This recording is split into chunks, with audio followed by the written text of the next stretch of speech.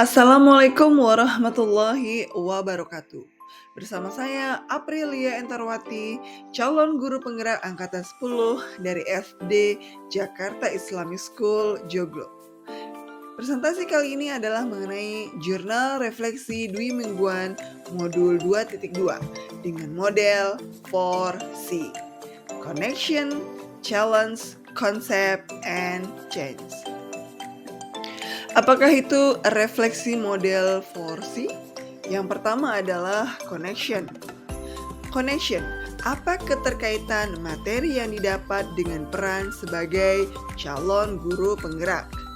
Kemudian challenge, adakah materi atau ide dari narasumber yang berbeda dengan praktek yang dijalankan selama ini? Selanjutnya, konsep. Ceritakan konsep utama dan penting yang dipelajari untuk terus dibawa selama menjadi calon guru penggerak atau bahkan setelah menjadi guru penggerak. Yang selanjutnya adalah change. Apa perubahan yang ingin dilakukan setelah mendapat materi ini? Yang pertama, connection. Pada modul 2.2 ini, saya mempelajari tentang pembelajaran sosial dan emosional, yakni pembelajaran yang dilakukan secara kolaboratif oleh seluruh komunitas sekolah yang memungkinkan anak dan orang dewasa di sekolah memperoleh dan menerapkan pengetahuan, keterampilan, dan sikap positif mengenai aspek sosial dan emosional, di mana materi ini sangat erat kaitannya dengan peran saya sebagai calon guru penggerak. Dalam modul ini, saya dikenalkan tentang 5 kompetensi sosial dan emosional atau KSE dan bagaimana implementasinya dalam pembelajaran, kesadaran penuh, mindfulness, dan kesejahteraan psikologi, well-being. Materi dalam modul ini sangat mendukung peran saya sebagai guru penggerak karena ketika saya memiliki kompetensi sosial dan emosional yang baik, saya akan lebih efektif dan cenderung lebih tangguh dan merasa nyaman di kelas karena dapat bekerja lebih baik dengan murid. Dengan mengimplementasikan pembelajaran sosial dan emosional, saya juga akan mampu menciptakan lingkungan belajar yang tepat serta terkoordinasi untuk meningkatkan pembelajaran akademik, sosial, dan emosional semua murid. Saya juga akan mampu membangun kemitraan atau kerjasama sekolah, keluarga, komunitas untuk membentuk lingkungan belajar dan pengalaman yang bercirikan hubungan atau relasi yang saling mempercayai dan berkolaborasi. Selanjutnya adalah challenge. Dari beberapa konsep materi yang saya terima, ada beberapa yang berbeda dengan apa yang sudah saya terapkan selama ini. Di antaranya, sebelum mempelajari modul ini, saya berpikir bahwa pembelajaran sosial dan emosional adalah pembelajaran tentang sopan santun atau bagaimana cara berperilaku seorang anak kepada orang yang lebih tua maupun teman sebayanya. Ternyata tidak.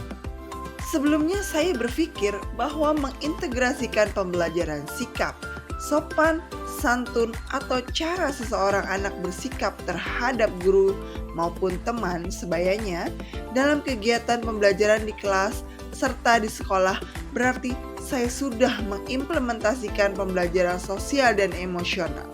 Ternyata belum.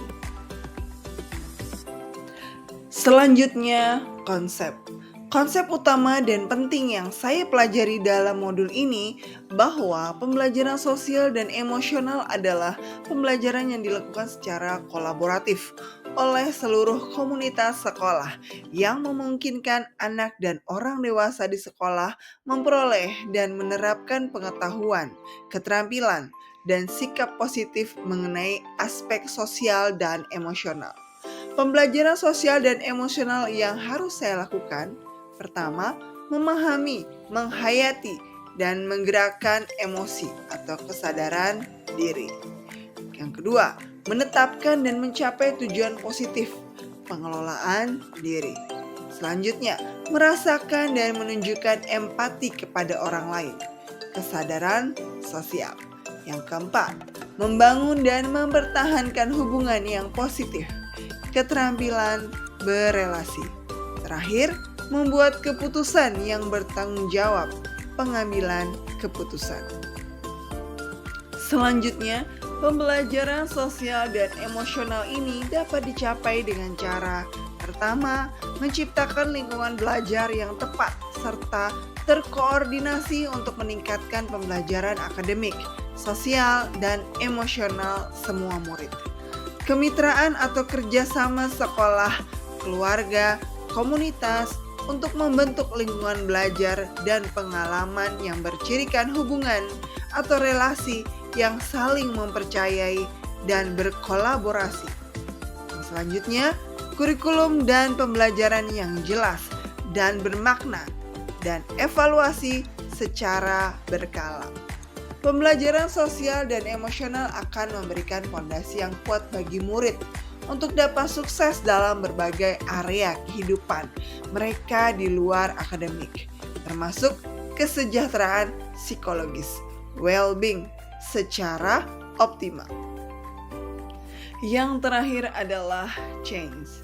Setelah mempelajari modul ini, saya merefleksikan diri saya yang ternyata saya belum sepenuhnya memahami apa itu pembelajaran sosial dan emosional dengan baik.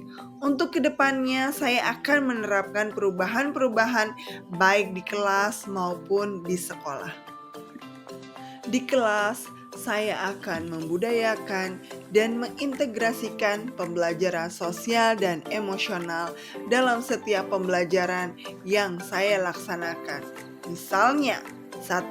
Membuat roda emosi di kelas yang akan diisi siswa setiap pagi sebelum pembelajaran. Yang kedua, mengajak siswa untuk menghadirkan mindfulness dengan teknik stop.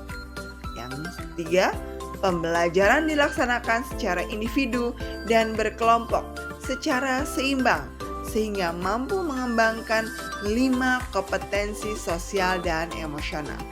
Yang keempat, menghadirkan peristiwa-peristiwa dalam setiap pembelajaran sehingga anak akan memiliki ketertarikan dan ingatan yang kuat terhadap pembelajaran. Di sekolah, saya akan melakukan perubahan, di antaranya 1. Saya akan berusaha menjadi teladan yang baik dalam penerapan KSE di sekolah. Yang kedua, saya akan mengimbaskan pemahaman dan penerapan tentang pembelajaran sosial dan emosional yang saya dapatkan dan terapkan di kelas saya kepada rekan sejawat.